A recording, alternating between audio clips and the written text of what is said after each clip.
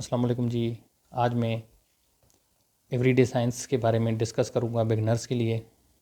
देखें जी, everyday science की जो नोट्स प्रिपरेशन स्ट्रेटजी है वो दूसरे सब्जेक्ट्स के नोट्स बनाने से डिफ़र करती है।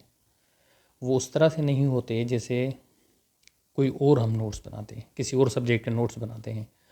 जैसा कि अगर हम इस्लामियात के नोट्स बना लें तो हम कहते हैं कि वो नोट्स जो बने हुए हों, आपके पॉइंटर्स बने हुए हों, it should be minimum of 4 pages.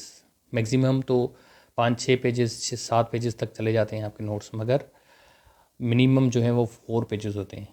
But ये है कि एवरीडे साइंस में, जनरल साइंस एंड एबिलिटी में जो क्वेश्चन की नेचर आती है वो मतलब छोटा होता है। आपको एक क्वेश्चन में 3-3 सवाल दे देते हैं, ए, बी एंड सी। तो एवरीडे साइंस के नोट्स बनाने की स्ट्रेटजी क्या होनी चाहिए और किस तरह से आपको एवरीडे साइंस में ज़्यादा मार्क्स आप ले सकते हैं, आइए उसके बाद। जी, हमने एवरीडे साइंस से एसिड रेन आज टॉपिक लिया है।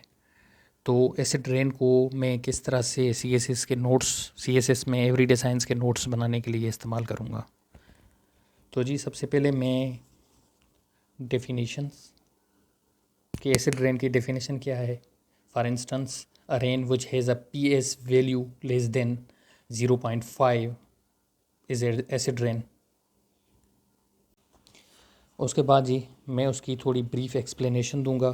जैसा कि मैं बोलूं कि इस दुनिया में जो भी चीज़ है, everything that is in this world is either acid, base और नेचुरल।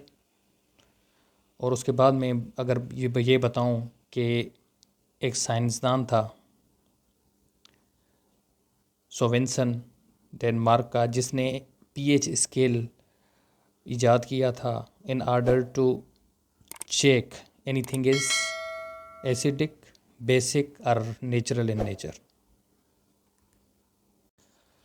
फिर मैं जी आऊँगा टाइप्स ऑफ एसिड रेन। जैसे कि एसिड रेन के दो टाइप्स होते हैं। सल्फ्रिक एसिड रेन होता है, उसके बाद जो है नाइट्रिक एसिड रेन होता है। तो उसका थोड़ा मैं उसको डिफ़ाइन करूँगा। फॉर एग्जांपल, अगर मैं सल्फ्रिक एसिड रेन को डिफ़ाइन करूँ तो मैं बोलूँगा sulphur oxide released as pollutants mixes with oxygen in air and mix with water in air to produce this reaction।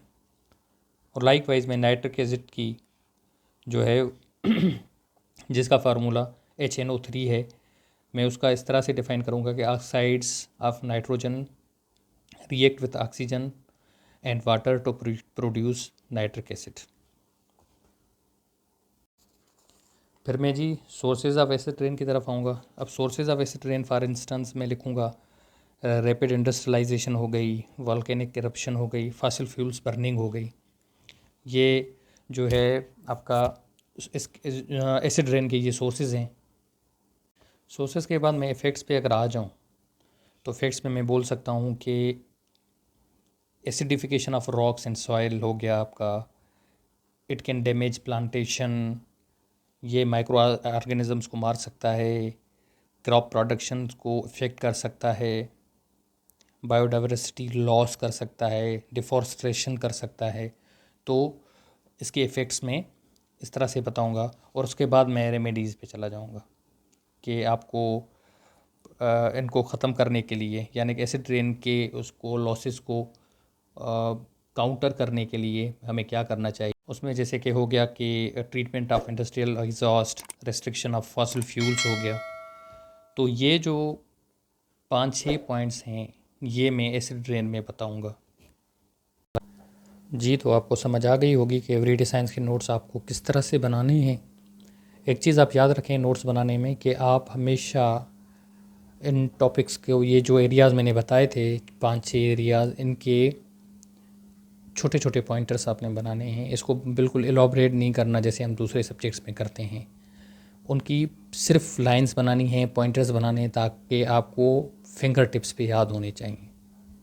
और इस वीडियो के थ्रू ही मैं करेक्शन करना चाहूँ कि एक एसिड बेस और न्यूट्रल होता है। It was just a slip of tongue कि मैंने न्यूट्रल की जगह नेचुरल बोल दिया। तो आप इसी तरह से नोट्स बनाएं कि छोटे छोटे हों आपके और आसानी से आप पढ़ सकें, आसानी से उनको याद कर सकें।